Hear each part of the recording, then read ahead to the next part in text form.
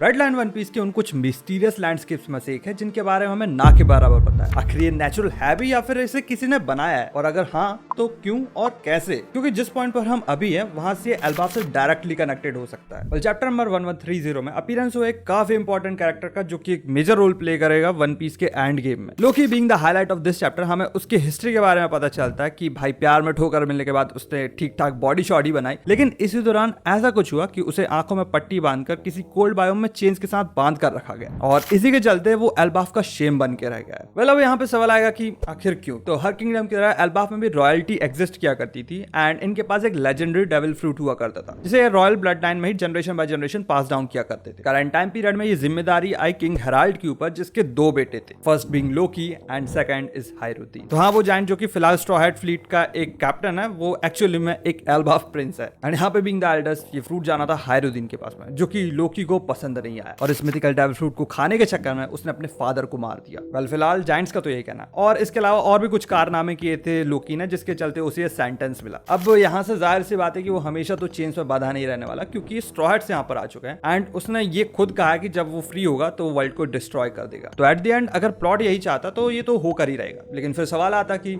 आखिर कैसे? First I will assume कि तुम में से ज्यादातर को ओरिजिनल लोकी के बारे में थोड़ा बहुत पता होगा, और जिनको नहीं पता तो उनके लिए संक्षिप्त में बता देना चाहूंगा कि बेसिकली नॉर्स माइथोलॉजी का एक ट्रिकस्टर गॉड है जिसका वर्ल्ड डिस्ट्रक्शन में एक मेजर इन्वॉल्वमेंट होता है। सीधी सरल भाषा में बोलो तो kind of like he produce the destruction. Now क्योंकि एल्बाफ नॉर्स माइथोलॉजी से काफी हेवीली इन्फ्लुएंस है, तो ये कहा जा सकता है कि कहानी यहाँ से इसी डायरेक्शन में आगे बढ़ेगी एंड वर्ल्ड डिस्ट्रक्शन की स्टार्ट भी लोकी ही करेगा using his legendary devil fruit. क्योंकि आफ्टर गोमू गोमू नो मी ये सेकंड लेजेंडरी डेविल फ्रूट है जिसका कनेक्शन डायरेक्टली वॉइड सेंचुरी से हो सकता है। इंटरेस्टिंगली लोकी ने ये कहा है कि वो सन गॉड है जबकि लुफी उसके सामने ही है, जो कि सबको पता है कि भाई करंटली गोमू गोमू नो मी पोजेस करता है। तो भले ही तुम लोगों के दिमाग में ये चीज आ रही होगी, लेकिन ऐसा नहीं है, ये दोनों फ्रूट एक्चुअली में अलग अलग है। लोकी ने इससे पहले अपना डेविल फ्रूट कंज्यूम कर लिया एंड लुफी भी अपना डेविल फ्रूट कंज्यूम कर चुका है, तो यहाँ पे सेम फ्रूट की बात तो बिल्कुल भी नहीं हो रही। लेकिन अगर तुम लोगों ने गौर किया होगा तो लोकी के डेविल फ्रूट का हिंट हमें वन पीस के स्टार्ट में ही देखने मिल गया था। It goes back to little garden जब हमें जायंट से इंट्रोड्यूस किया गया था एंड तब हमें पता चला था कि दोरी एंड ब्रोगी अपनी लाइफ एंड डेथ बैटल लड़ रहे हैं। इसी बीच जब उन्होंने स्ट्रॉ हैट्स को एस्केप कराने के लिए अपना हक को सॉवरेनिटी यूज किया था, तो उन लोगों ने स्पेसिफिकली ये बोला था कि अटैक हर चीज को पियर्स कर सकता है सिवाय एक ब्लड सोप स्नेक के। अब वन पीस में एंशिएंट स्नेक्स एग्जिस्ट तो करते हैं जैसे कि काश्मी एंड नोला, जिन्हें स्काइपिया वाले तो गॉड की तरह वर्शिप किया करते थे, लेकिन इस तरह के किसी रेड स्नेक का हमें कहीं भी कोई भी वर्णन देखने नहीं मिलता। तो ऑब्वियसली अगर ये एग्जिस्ट करता होगा तो ये कोई जायंट सा स्नेक होगा जो कि एल्बाफ में ही रहता है, may be in the roots of Yggdrasil, जैसा कि इसे एंशिएंट टेक्स्ट में डिपिक्ट किया गया। लेकिन इस वर्ल्ड में एक चीज जरूर एग्जिस्ट करती है जो कि इस रेड स्नेक से काफी ज्यादा मिलती जुलती है एंड उसे किसी भी अटैक से पियर्स नहीं किया जा सकता, और वो है द रेड लाइन। ये एक बहुत लंबा एंड बड़ा बैंड है उठे हुए लैंड मास का, जो कि एक बहुत हार्ड से रेड मिनरल से बना हुआ है, जो कि दोनों डायरेक्शन में बहुत ही ऊंचा है, जिसके कारण इसे नॉर्मली पार करना इम्पॉसिबल है। और इसी के चलते इसने वन पीस के वर्ल्ड को दो पार्ट्स में डिवाइड करके रखा है। इतनी ऊंचाई एंड अनप्रेडिक्टेबल वेदर के कारण ये मोस्टली इनहैबिटेबल है एंड इसके टॉप पर केवल मैरी जॉयस है जहां पर सेलेस्टियल ड्रैगन्स रहते हैं। व्हाइट बियर्ड की माने तो मैरी जॉयस से पहले यहाँ पर लुनारियस रहा करते थे, जिससे इसका ओरिजिन नेचुरल समझ में आता। लेकिन वहीं पर इन आइलैंड वेल्स का बार बार इस दीवार पर अपना सर मारना ये बताता है कि ये मैनमेड ऑब्जेक्ट हो सकता है, जिसे बाद में यहाँ पे जानबूझकर बनाया गया है। कुछ का मानना यह है कि भाई ईमू ने अपनी पावर्स का यूज करके इसे बनाया, लेकिन मैं ऐसा नहीं मानता। मुझे लगता है कि ईमू ऐसी कोई पावर्स पोजेस ही नहीं करता, बल्कि वो केवल एक डार्कर शेड है ईवल का। बल्कि मेरा मानना तो यह है कि इस रेड लाइन को बनाने में उसी लेजेंडरी डेविल फ्रूट का यूज किया गया है, जो कि giant generation by generation pass down करते हुए आ रहे हैं। नॉर्स माइथोलॉजी में खासकर एक स्नेक डीटी एग्जिस्ट करती है जिसे वर्ल्ड सरपेंट भी कहा जाता है एंड इसका नाम है योमुंगांडा। अगर प्रोनाउंसिएशन में कोई गलती है तो सॉरी भाई, क्योंकि यही मेरा बेस्ट था। एक जायंट सा स्नेक है एंड लोकी का बेटा भी, जिसे मिडगार्ड यानी कि अर्थ के ओशन में फेंक दिया गया था, जहां से इतना बड़ा हो गया कि इसने लिटरली अर्थ को कॉइल करके अपनी टेल को अपने मुंह से पकड़ लिया, जिससे बनता है एक ओरोबोरस, जो कि सिंबल है eternal cycle of rebirth and destruction.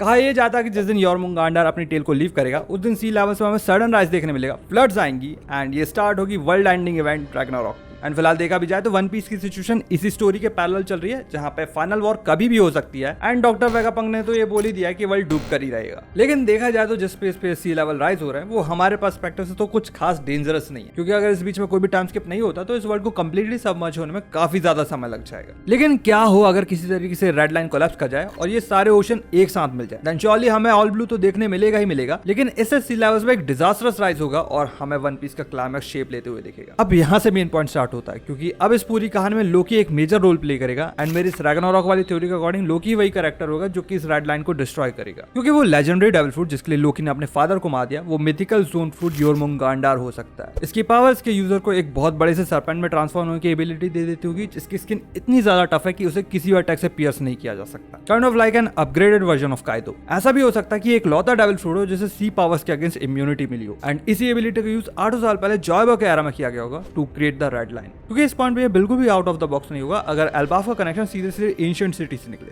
We know की वॉर हारने के बाद जॉयबो ने एक काफी बड़ा प्लान सेटअप किया था इस वर्ल्ड को बचाने में, चाहे फिर वो पोने के लिए हो, एमेथ हो या फिर वन पीस इटसेल्फ। तो मे बी उसने उस टाइम के legendary devil fruit Jormungandr user giant से मदद मांगी होगी कि वो अपनी पावर्स का यूज करके इस वर्ल्ड ओशन को 2 पार्ट्स में डिवाइड कर दे, जिससे वर्ल्ड फ्लडिंग की प्रोसेस को थोड़ा स्लो किया जा सके। तो इसी के चलते मे बी उस जायंट ने अपने आप को एक जायंट सरपेंट में ट्रांसफॉर्म किया एंड अभी हमारे सामने जो रेड लाइन है वो और कुछ नहीं बल्कि उस जायंट की डेड बॉडी है। ऐसा हो सकता है कि उस जायंट सरपेंट का शेल है जो कि उसके मरने के बाद भी इसी स्टेट में यहाँ पर रह गया एंड ओवर द टाइम इसने इस रेड लाइन का शेप ले लिया। उस जायंट के मरने के बाद वो फ्रूट वापस से रीइंकार्नेट हो गया होगा और अब कहानी ये है कि जो भी इस फ्रूट को कंज्यूम करेगा उसके पास ये पावर होगी कि वो रेड लाइन को अनडन कर सकता है। इसलिए जनरेशन बाय जनरेशन ये जायंट्स इस लेजेंडरी फ्रूट के जरिए इस रेड लाइन को प्रोटेक्ट करते हुए आ रहे हैं, लेकिन 800 सालों के एक लंबे पीरियड के कारण इस फ्रूट की पावर बस एक हिडन नॉलेज बन के रह गई। और जैसा फोक टेल्स के साथ होता है the red line became the blood soaked snake. लेकिन अब इन सब इक्वेशन के बीच में आता है लोकी, इस आर्क का स्टार। उसके जन्म लेते ही उसे टाइटल मिला द अकर्स्ड प्रिंस का, तो प्रोबेबली यहाँ पे कोई इल फेटेड प्रोफेसी होगी जिसके बीच में आता है लोकी। इसी चलते उसे जानकारी कहीं से मिली होगी और अब वो इस फ्रूट की पावर का यूज करके इस रेड लाइन को अनडन करना चाहता है, जिससे वर्ल्ड डिस्ट्रॉय हो जाएगा, जिसमें मे बी लुफी भी उसकी हेल्प करेगा। क्योंकि देखा जाए तो इसके बहुत सारे रीजन। सबसे पहले तो हमें ऑल ब्लू देखने मिलेगा, देन फिर लबू न्यू वर्ल्ड में जा पाएगी एंड फिशमैन आइलैंड के सारे निवासी खुले आसमान के नीचे रह पाएंगे। हालांकि इससे बाकियों की नजरों में लोकी विलन तो बन जाएगा, लेकिन शायद उसकी यही डेस्टिनी है। इस रेड लाइन के टूटने से लिटरली वन पीस के एंड का स्टार्ट हो जाएगा, क्योंकि फिलहाल इसके टॉप पे है मैरिजॉयस जहां पे सेलेस्टियल ड्रैगन्स रहते हैं अलॉन्ग विद ईमू एंड ये उनको तो बिल्कुल भी पसंद नहीं आएगा। तो इसके चलते उनके पास एक वैलिड रीजन होगा पायरेट्स के अगेंस्ट एक ऑल आउट वॉर स्टार्ट करने के लिए, जैसे ईमू खुद लीड कर सकता है along with his Gorosei and admirals. Simultaneously देखा जाए तो वहीं पर वर्ल्ड फ्लडिंग और भी ज्यादा तेज हो जाएगी। इन शॉर्ट हमें एक एक्सट्रीम लेवल का क्लाइमैक्स देखने मिलेगा। लोकी मे बी वर्ल्ड हिस्ट्री के बारे में जानता है एंड फिलहाल वो यहाँ पे अपना रोल समझ चुका है। सन गॉड का काम है वर्ल्ड को लिबरेट करना एंड उसके पर्सपेक्टिव से रेड लाइन को डिस्ट्रॉय करके वर्ल्ड फ्लडिंग करा के वर्ल्ड को लिबरेट किया जा सकता है, क्योंकि एक कंप्लीटली डिफरेंट थ्योरी है जिस पर शायद मैंने बात की है और अगर नहीं की है तो फिर कभी कर लेंगे। नाउ यहाँ पे योरमुंगांडार की जगह पे सर्टर या फिर फेंडर की पावर्स भी हो सकती है इस डेविल फ्रूट में, क्योंकि ये दोनों भी रैग्नारॉक से कनेक्टेड है। लेकिन आई डोंट थिंक ये रेड लाइन वाली थ्योरी के साथ इतना परफेक्टली फिट होंगे। पर्सनली आई थिंक कि अगर ये थ्योरी सच होती है तो काफी ज्यादा कूल होगा। बस एक ही चीज बैकफायर कर सकती है और वो है सी इम्यूनिटी वाली चीज। बाकी तो इस थ्योरी को लेकर तुम अपने ओपिनियन कमेंट्स में बता सकते हो, मैं ट्राई करूंगा उनका जवाब देने का। एंड हाँ, लाइक किए बिना बिल्कुल मत जाना, थोड़ी हवा मिल जाएगी इस वीडियो को। And with all that being said I will get you in the next one.